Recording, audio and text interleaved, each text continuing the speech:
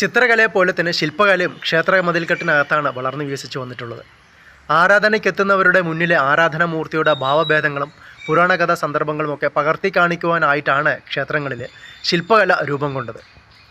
പല്ലവ ചോള കാലഘട്ടങ്ങളിൽ, അതായത് AD 700 മുതൽ 1100 വരെയുള്ള കാലഘട്ടങ്ങളിൽ തെക്കേ ഇന്ത്യയിൽ ശില്പകലയ്ക്ക് അത്ഭുതം തോന്നിപ്പിക്കുന്ന വിധത്തിലൊരു വളർച്ച ഉണ്ടായിരുന്നു. ഇതേ കാലത്ത് തന്നെയാണ് കൊല്ലവർഷം ആരംഭിച്ചതും കേരളത്തിൽ എണ്ണപ്പെട്ട മനോഹരമായ ക്ഷേത്രങ്ങൾ നിർമ്മിക്കപ്പെട്ടിട്ടുള്ളതും.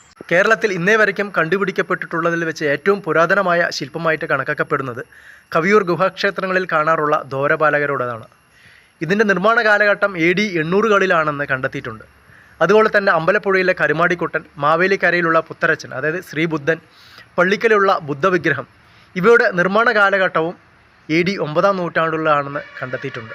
കേരളത്തിലെ ശില്പകലയെക്കുറിച്ച് ചിന്തിക്കുമ്പോൾ ആദ്യം ഓർമ്മയിലെത്തുന്നത് ശുചീന്ദ്രം ക്ഷേത്രവും ശ്രീ പത്മനാഭസ്വാമി ക്ഷേത്രവുമൊക്കെയാണ്.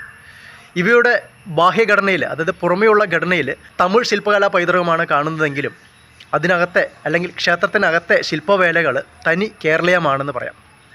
ആ നിലയ്ക്ക് തമിഴ് ശൈലിയും കേരളീയ ശൈലിയും ഒത്തുചേർന്ന് അല്ലെങ്കിൽ സമം ചേർന്ന് വന്നതാണ് ഈ രണ്ട് ക്ഷേത്രങ്ങളും എന്ന് നമുക്ക് പറയാം.